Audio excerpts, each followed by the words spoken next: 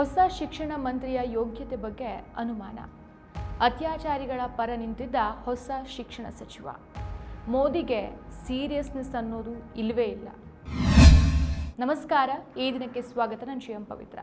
ಮಾತಲ್ಲಿ ಮಹಿಳಾ ಗೌರವದ ಬಗ್ಗೆ ಬಣ್ಣ ಬಣ್ಣದ ಭಾಷಣಗಳನ್ನು ಬಿಗಿಯೋದು ಒಂದು ಕಡೆ ಆದರೆ, ರಾಜಕೀಯ ಲಾಭಕ್ಕಾಗಿ ಮತ್ತು ಕಾನೂನಿನ ಅಸ್ಪಷ್ಟತೆಯ ನೆಪದಲ್ಲಿ ಕ್ರೂರಿಗಳ ಬೆನ್ನಿಗೆ ನಿಲ್ಲೋದು ಇನ್ನೊಂದು ಕಡೆ.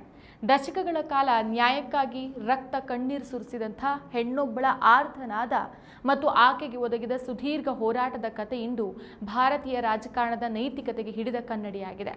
ಸಂಸತ್ತಿನ ಅಂಗಳದಲ್ಲಿ ಪ್ರಹ್ಲಾದ್ ಜೋಶಿ ಅವರ ವಿರುದ್ಧ ಕೇಳಿಬರ್ತಾ ಇರುವಂತಹ ತೀವ್ರ ವಾಗ್ದಾಳಿಗಳು ಕೇವಲ ಇಬ್ಬರು ನಾಯಕರ ನಡುವಿನ ಆರೋಪ ಪ್ರತ್ಯಾರೋಪ ಅಲ್ಲ, ಬದಲಿಗೆ ಇದು ಈ ದೇಶದ ಪ್ರಜಾಪ್ರಭುತ್ವ ಮತ್ತು ನ್ಯಾಯಾಂಗ ವ್ಯವಸ್ಥೆ ಎದುರಿಸ್ತಾ ಇರುವಂತಹ ಅತಿದೊಡ್ಡ ನೈತಿಕ ಪ್ರಶ್ನೆ. ಬಿಲ್ಕಿಸ್ ಬಾನು ಅತ್ಯಾಚಾರ ಹಾಗೂ ಆಕೆಯ ಕುಟುಂಬದ ಹತ್ಯೆ ಪ್ರಕರಣದಲ್ಲಿ ಜೀವಾವಧಿ ಶಿಕ್ಷೆಗೆ ಗುರಿಯಾಗಿದ್ದ 11 ಮಂದಿ ಅಪರಾಧಿಗಳನ್ನ ಮುಂಚಿತವಾಗಿ ಬಿಡುಗಡೆಗೊಳಿಸಿದ ಗುಜರಾತ್ ಸರ್ಕಾರದ ನಿರ್ಧಾರವನ್ನ ಕೇಂದ್ರ ಸಚಿವ ಪ್ರಹ್ಲಾದ್ ಜೋಶಿ ಸಮರ್ಥಿಸಿಕೊಂಡಿದ್ದಂತ ವಿಚಾರ ಈಗ ಮತ್ತೆ ದೇಶದಾದ್ಯಂತ ದೊಡ್ಡ ರಾಜಕೀಯ ಮತ್ತು ಸಾಮಾಜಿಕ ಸಂಚಲನವನ್ನು ಸೃಷ್ಟಿಸಿದೆ. ಶಿಕ್ಷಣ ಸಚಿವರನ್ನಾಗಿ ಪ್ರಹ್ಲಾದ್ ಜೋಶಿ ಅವರನ್ನ ನೇಮಕ ಮಾಡಿದ್ದನ್ನು ಪ್ರಶ್ನಿಸಿ ಸಂಸತ್ತಿನಲ್ಲಿ ಕಾಂಗ್ರೆಸ್ ನಾಯಕರಾದ ರಾಹುಲ್ ಗಾಂಧಿ ಮತ್ತು ಪ್ರಿಯಾಂಕಾ ಗಾಂಧಿ ವಾದ್ರಾ ಜೋಶಿ ಅವರನ್ನ ಅತ್ಯಾಚಾರಿಗಳ ಸಂರಕ್ಷಕ ಅಂತ ಕಟುವಾಗಿ ವಾಗ್ದಾಳಿ ನಡೆಸಿದ್ದಾರೆ. ಈ ಬೆಳವಣಿಗೆಯಿಂದಾಗಿ ಬಿಲ್ಕಿಸ್ ಬಾನೋ ಪ್ರಕರಣದ ಇಡೀ ಸತ್ಯಾಸತ್ಯತೆ, ಅಪರಾಧಿಗಳ ಬಿಡುಗಡೆಯ ಹಿಂದಿನ ವಿವಾದ ಹಾಗೂ ನಾಯಕರ ನೈತಿಕತೆಯ ಕುರಿತ ಚರ್ಚೆ ಮತ್ತೆ ಮುನ್ನೆಲೆಗೆ ಬಂದಿದೆ. ಈ ಸನ್ನಿವೇಶದ ಹಿಂದಿರುವಂತಹ ಕರಾಳ ಇತಿಹಾಸ 2002ರ ಗುಜರಾತ್ ಗೋಧ್ರಾ ಗಲಭೆ ಸಂದರ್ಭಕ್ಕೆ ನಮ್ಮನ್ನ ಕರೆದೊಯ್ಯುತ್ತೆ. 2002ರ ಮಾರ್ಚ್ 3ಕ್ಕೆ ದಾಹೋದ್ ಜಿಲ್ಲೆಯ ರಾಂಧಿಕಾಪುರ ಗ್ರಾಮದ ಬಳಿ ಗಲಭೆಯಿಂದ ತಲೆಮರೆಸಿಕೊಳ್ಳೋಕೆ ಯತ್ನಿಸ್ತಾ ಇದ್ದಂಥ 21 ವರ್ಷದ ಮತ್ತು 5 ತಿಂಗಳ ಗರ್ಭಿಣಿಯಾಗಿದ್ದ ಬಿಲ್ಕಿಸ್ ಬಾನೋ ಅವರ ಮೇಲೆ ಕ್ರೂರಿಗಳ ಗುಂಪೊಂದು ಸಾಮೂಹಿಕ ಅತ್ಯಾಚಾರ ಮಾಡುತ್ತೆ. ಅಷ್ಟೇ ಅಲ್ಲ, ಅವರ 3 ವರ್ಷದ ಪುತ್ರಿ ಸೇರಿದಂತೆ ಕುಟುಂಬದ 7 ಸದಸ್ಯರನ್ನ ಅಮಾನುಷವಾಗಿ ಹತ್ಯೆ ಮಾಡಲಾಯಿತು. ಈ ಭೀಕರ ಕ್ರೌರ್ಯದ ನಡುವೆಯೂ ಬಿಲ್ಕಿಸ್ ಬಾನೋ ಬದುಕುಳಿದು ನ್ಯಾಯಕ್ಕಾಗಿ ಸುದೀರ್ಘ ಹೋರಾಟವನ್ನು ಶುರು ಮಾಡ್ತಾರೆ. ಘಟನೆಯ ಆರಂಭಿಕದಲ್ಲಿ ಪೊಲೀಸ್ ತನಿಖೆಯಲ್ಲಿ ಭಾರೀ ಲೋಪಗಳು ಕಂಡುಬಂದಿದ್ವು. ಬಿಲ್ಕಿಸ್ ಬಾನೋ ನೀಡಿದಂಥ ದೂರಿನಲ್ಲಿ ಅತ್ಯಾಚಾರದ ಆರೋಪಗಳನ್ನು ಸರಿಯಾಗಿ ದಾಖಲಿಸಿಕೊಳ್ಳದೇನೆ ಆರೋಪಿಗಳನ್ನು ಪತ್ತೆ ಹಚ್ಚೋಕೆ ಸಾಧ್ಯ ಆಗಿಲ್ಲ ಅಂತ ಪ್ರಕರಣವನ್ನು ಮುಚ್ಚಾಕೋಕ್ಕೂ ಪ್ರಯತ್ನ ಪಟ್ಟರು. ಇದರಿಂದ ಬಿಲ್ಕಿಸ್ ಬಾನೋ ನ್ಯಾಯಕ್ಕಾಗಿ ಸುಪ್ರೀಂ ಕೋರ್ಟ್ ಮೆಟ್ಟಿಲೇರ್ತಾರೆ. 2003ರ ಡಿಸೆಂಬರ್ನಲ್ಲಿ ಸುಪ್ರೀಂ ಕೋರ್ಟ್ ತನಿಖೆಯನ್ನು ಸಿಬಿಐಗೆ ವಹಿಸುತ್ತೆ. ಗುಜರಾತ್ನಲ್ಲಿ ನಿಷ್ಪಕ್ಷಪಾತ ವಿಚಾರಣೆ ಸಾಧ್ಯ ಇಲ್ಲ ಅಂತ ತೀರ್ಮಾನಿಸಿ ಪ್ರಕರಣವನ್ನು ಮುಂಬೈಗೆ ವರ್ಗಾಯಿಸಲಾಯಿತು. 2008ರ ಜನವರಿಯಲ್ಲಿ ಮುಂಬೈನ ವಿಶೇಷ ಸಿಬಿಐ ನ್ಯಾಯಾಲಯ 11 ಮಂದಿ ಆರೋಪಿಗಳಿಗೆ ಜೀವಾವಧಿ ಶಿಕ್ಷೆಯನ್ನ ವಿಧಿಸುತ್ತೆ. 2017ರಲ್ಲಿ ಬಾಂಬೆ ಹೈಕೋರ್ಟ್ ಈ ಶಿಕ್ಷೆಯನ್ನ ಎತ್ತಿ ಹಿಡಿತಲ್ದೇನೆ ಸಾಕ್ಷಿ ನಾಶಪಡಿಸೋಕೆ ಯತ್ನಿಸಿದಂತ 5 ಪೊಲೀಸರು ಮತ್ತು 2 ವೈದ್ಯರನ್ನು ತಪ್ಪಿತಸ್ಥರು ಅಂತ ತೀರ್ಮಾನ ಮಾಡುತ್ತೆ. ನಂತರ 2019ರಲ್ಲಿ ಸುಪ್ರೀಂ ಕೋರ್ಟ್ ಬಿಲ್ಕಿಸ್ ಬಾನೋ ಅವರಿಗೆ 50 ಲಕ್ಷ ಪರಿಹಾರ, ಸರ್ಕಾರಿ ಉದ್ಯೋಗ ಮತ್ತು ವಸತಿ ಒದಗಿಸುವಂತೆ ಗುಜರಾತ್ ಸರ್ಕಾರಕ್ಕೆ ಆದೇಶ ಕೊಡುತ್ತೆ. ಆದರೆ 2022ರ ಆಗಸ್ಟ್ 15ಕ್ಕೆ ಭಾರತದ ಸ್ವಾತಂತ್ರ್ಯ ದಿನದಂದು ಗುಜರಾತ್ ಸರ್ಕಾರ 14 ವರ್ಷಗಳ ಜೈಲು ಶಿಕ್ಷೆ ಪೂರೈಸಿದ್ದಾರೆ ಹಾಗೂ ಒಳ್ಳೆಯ ನಡತೆಯನ್ನು ಹೊಂದಿದ್ದಾರೆ ಅನ್ನೋ ನೆಪವನ್ನು ಕೊಟ್ಟು ಎಲ್ಲಾ 11 ಮಂದಿ ಅಪರಾಧಿಗಳನ್ನು ಜೈಲಿಂದ ಬಿಡುಗಡೆ ಮಾಡುತ್ತೆ. ಜೈಲಿನಿಂದ ಹೊರಬಂದ ಅಪರಾಧಿಗಳಿಗೆ ಹೂಮಾಲೆ ಹಾಕಿ ಸಿಹಿ ಹಂಚಿ ಸ್ವಾಗತಿಸಿದ್ದು ದೇಶದಾದ್ಯಂತ ಭಾರೀ ಆಕ್ರೋಶವನ್ನು ಹುಟ್ಟಾಕಿತ್ತು. ಈ ಸಂದರ್ಭದಲ್ಲಿ ಮಾಧ್ಯಮಗಳಿಗೆ ಪ್ರತಿಕ್ರಿಯಿಸಿದಂಥ ಕೇಂದ್ರ ಸಚಿವ ಈಗಿನ ಶಿಕ್ಷಣ ಮಂತ್ರಿ ಪ್ರಹ್ಲಾದ್ ಜೋಶಿ, ಸರ್ಕಾರ ಮತ್ತು ಸಂಬಂಧಪಟ್ಟವರು ಕಾನೂನು ಪ್ರಕ್ರಿಯೆಯಂತೆ ಈ ನಿರ್ಧಾರವನ್ನು ತೆಗೆದುಕೊಂಡಿದ್ದಾರೆ. ಜೈಲಲ್ಲಿ ಸುದೀರ್ಘ ಅವಧಿ ಕಳೆದ ಅಪರಾಧಿಗಳ ಬಿಡುಗಡೆಗೆ ಕಾನೂನಲ್ಲಿ ಅವಕಾಶ ಇದೆ. ಇದರಲ್ಲಿ ಏನೂ ತಪ್ಪಿಲ್ಲ ಅಂತ ಆ ಅತ್ಯಾಚಾರಿಗಳನ್ನೇ ಸಮರ್ಥಿಸಿಕೊಂಡಿದ್ರು, ಅದು ಸಹ ಬಹಿರಂಗವಾಗಿ ಮಾಧ್ಯಮದಲ್ಲಿ. ಹಾರ್ದಿಕ್ ಪಟೇಲ್ ಅವರಂಥ ನಾಯಕರು ಬಿಡುಗಡೆಯನ್ನು ಬೆಂಬಲಿಸಿದ್ರೆ ಅಲ್ಪೇಶ್ ಠಾಕೂರ್ ಅವರಂಥ ಬಿಜೆಪಿ ನಾಯಕರೇ ಇದನ್ನು ತೀವ್ರವಾಗಿ ವಿರೋಧಿಸಿದ್ರು.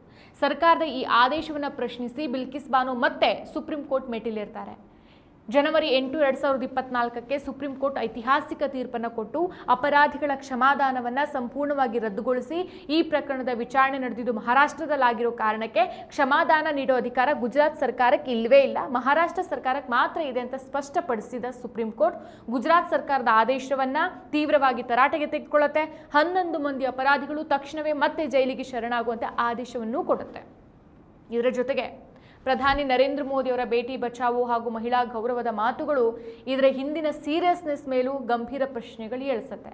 ಒಂದ್ ಕಡೆ ಕೆಂಪುಕೋಟೆ ಮೇಲಿಂದ ಮಹಿಳಾ ಸಬಲೀಕರಣದ ಭಾಷಣಗಳನ್ನು ಮಾಡ್ತಾ, ಇನ್ನೊಂದು ಕಡೆ ಇಂಥ ಗಂಭೀರ ಇಂಥ ಭೀಕರ ಅತ್ಯಾಚಾರ ಪ್ರಕರಣದ ಅಪರಾಧಿಗಳ ಬಿಡುಗಡೆಯನ್ನ ಸಮರ್ಥಿಸಿಕೊಂಡ ನಾಯಕರನ್ನ ಕೇಂದ್ರ ಸಂಪುಟದ ಪ್ರಮುಖ ಹುದ್ದೆಯಲ್ಲಿ ಮುಂದುವರಿಸೋದು ಮೋದಿಯವರ ಬದ್ಧತೆಯನ್ನೇ ಪ್ರಶ್ನಿಸುವಂತೆ ಮಾಡಿದೆ. ಸರ್ಕಾರಕ್ಕೆ ಮಹಿಳಾ ರಕ್ಷಣೆಯ ವಿಷಯದಲ್ಲಿ ನಿಜವಾದ ಕಾಳಜಿ ಇದೆಯಾ ಅಥವಾ ಇದೆಲ್ಲನೂ ಕೇವಲ ಚುನಾವಣಾ ತಂತ್ರ ಅಥವಾ ಬರೀ ಘೋಷಣೆಗಳಷ್ಟೇನಾ ಅನ್ನೋ ಅನುಮಾನ ಸಾರ್ವಜನಿಕರಲ್ಲಿ ಮೂಡಿಸುತ್ತೆ. ಶಿಕ್ಷಣ ಮಂತ್ರಿ ಅಂತ ಅತ್ಯುನ್ನತ ಮತ್ತು ಜವಾಬ್ದಾರಿಯುತ ಹುದ್ದೆಗೆ ವ್ಯಕ್ತಿಯೊಬ್ಬರನ್ನ ನೇಮಿಸುವಾಗ ಅವರ ನೈತಿಕತೆ, ಸಾಮಾಜಿಕ ಕಾಳಜಿ ಮತ್ತು ಯೋಗ್ಯತೆಯನ್ನ ಪರಿಶೀಲಿಸೋದಕ್ಕಿಂತ ರಾಜಕೀಯ ಲಾಭ ನಷ್ಟಗಳನ್ನೇ ಪ್ರಮುಖ ಮಾನದಂಡವನ್ನಾಗಿ ಮೋದಿ ಸರ್ಕಾರ ಮಾಡ್ಕೊಂಡ್ಬಿಟ್ಟಿದೆ.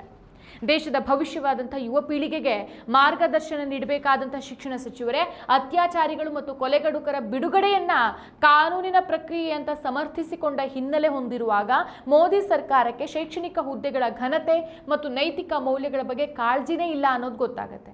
ಸಮಾಜಕ್ಕೆ ಒಳ್ಳೆಯ ಮೌಲ್ಯಗಳನ್ನು ಬೋಧಿಸಬೇಕಾದಂಥ ಹುದ್ದೆಯಲ್ಲಿ ಇಂಥ ನಿಲುವು ತಳೆದಂಥ ನಾಯಕರನ್ನ ತಂದು ಕೂರಿಸೋದು ಕೇಂದ್ರ ಸರ್ಕಾರಕ್ಕೆ ಶಿಕ್ಷಣ ವ್ಯವಸ್ಥೆಯ ಪವಿತ್ರತೆಗಿಂತ ರಾಜಕೀಯ ಹಿತಾಸಕ್ತಿಯೇ ಮುಖ್ಯ ಅನ್ನೋದನ್ನು ಸ್ಪಷ್ಟಪಡಿಸುತ್ತೆ. ಇನ್ನು ಇಂದಿನ ಜೆನ್ಜಿ ಯುವ ಪೀಳಿಗೆ ಸಾಮಾಜಿಕ ಮೌಲ್ಯ, ಲಿಂಗ ಸಮಾನತೆ ಮತ್ತು ಮಹಿಳಾ ಸುರಕ್ಷತೆ ಬಗ್ಗೆ ಅತ್ಯಂತ ಜಾಗೃತವಾಗಿದೆ. ಸಾಮೂಹಿಕ ಅತ್ಯಾಚಾರ ಮತ್ತು ಕೊಲೆಯಂಥ ಹೇಯ ಅಪರಾಧ ಕೃತ್ಯ ಎಸಗದವರನ್ನ ಒಳ್ಳೆಯ ನಡತೆ ಅನ್ನೋ ಕಾರಣವನ್ನ ಕೊಟ್ಟು ಬಿಡುಗಡೆ ಮಾಡೋದು ಮತ್ತು ಅದನ್ನ ಪ್ರಹ್ಲಾದ್ ಜೋಶಿಯಂತಹ ಸಚಿವರು ಕಾನೂನಿನ ನೆಪದಲ್ಲಿ ಸಮರ್ಥಿಸಿಕೊಳ್ಳೋದನ್ನ ಜೆನ್ಜಿ ಪೀಳಿಗೆ ಎಂದಿಗೂ ಒಪ್ಪಿಕೊಳ್ಳೋದಿಲ್ಲ. ಇಂತಹ ಗಂಭೀರ ವಿಷಯಗಳಲ್ಲಿ ನೈತಿಕತೆಯನ್ನ ಗಾಳಿಗೆ ತೂರಿ ಅತ್ಯಾಚಾರಿಗಳಿಗೆ ಪರೋಕ್ಷವಾಗಿ ಬೆಂಬಲ ನೀಡೋ ನಾಯಕರನ್ನ ಇಂದಿನ ಯುವಕರು ನಾಯಕರು ಅಂತ ಸ್ವೀಕರಿಸೋಕೆ ತಯಾರಿಲ್ಲ ಅನ್ನೋದನ್ನ ಸಾಮಾಜಿಕ ಮಾಧ್ಯಮಗಳಲ್ಲಿ ವ್ಯಕ್ತವಾಗ್ತಾ ಇರುವಂತಹ ತೀವ್ರವಾದ ಆಕ್ರೋಶ ಸ್ಪಷ್ಟಪಡಿಸುತ್ತೆ. ಅಂತಿಮವಾಗಿ ಹೇಳೋದಾದ್ರೆ ಬಿಲ್ಕಿಸ್ ಬಾನೋ ಪ್ರಕರಣ ರಾಜಕೀಯ ನಾಯಕರ ನೈಜ ನಿಲುವುಗಳನ್ನು ಬಹಿರಂಗಪಡಿಸಿದೆ. ಅತ್ಯಾಚಾರಿಗಳನ್ನ ಸಂರಕ್ಷಿಸುವ ಅಥವಾ ಅವರ ಪರವಾಗಿ ನಿಲ್ಲುವಂಥ ಯಾವುದೇ ನಾಯಕನನ್ನ ಇಂದಿನ ಜಾಗೃತ ಸಮಾಜ ಮತ್ತು ಜೆನ್ಜಿ ಪೀಳಿಗೆ ಎಂದಿಗೂ ಕ್ಷಮಿಸೋದಿಲ್ಲ ಹಾಗೂ ಸ್ವೀಕರಿಸೋದೂ ಇಲ್ಲ. ಪ್ರಧಾನಿ ಮೋದಿಯವರು ಬರೀ ಭಾಷಣಗಳನ್ನ ಮಾಡೋದನ್ನ ಬಿಟ್ಟು ಮಹಿಳಾ ರಕ್ಷಣೆ ವಿಷಯದಲ್ಲಿ ತಮಗೆ ನಿಜವಾದ ಸೀರಿಯಸ್ನೆಸ್ ಇದೆ ಅನ್ನೋದನ್ನ ತಪ್ಪು ಮಾಡಿದ ನಾಯಕರ ಮೇಲೆ ಕಠಿಣ ಕ್ರಮಗಳನ್ನ ತಗೊಳ್ಳೋ ಮೂಲಕ ಸಾಬೀತುಪಡಿಸಬೇಕು. ಮತ್ತಷ್ಟು ವಿಶೇಷ ವಿಡಿಯೋಗಳನ್ನು ನೋಡಲು ಮತ್ತು ಹೊಸ ವಿಡಿಯೋಗಳ ಬಗ್ಗೆ ತಿಳಿಯಲು ಈ ದಿನ .com ಯೂಟ್ಯೂಬ್ ಚಾನೆಲ್ ಸಬ್ಸ್ಕ್ರೈಬ್ ಮಾಡಿ ಮತ್ತು ಬೆಲ್ ಐಕಾನ್ ಕ್ಲಿಕ್ ಮಾಡಿ.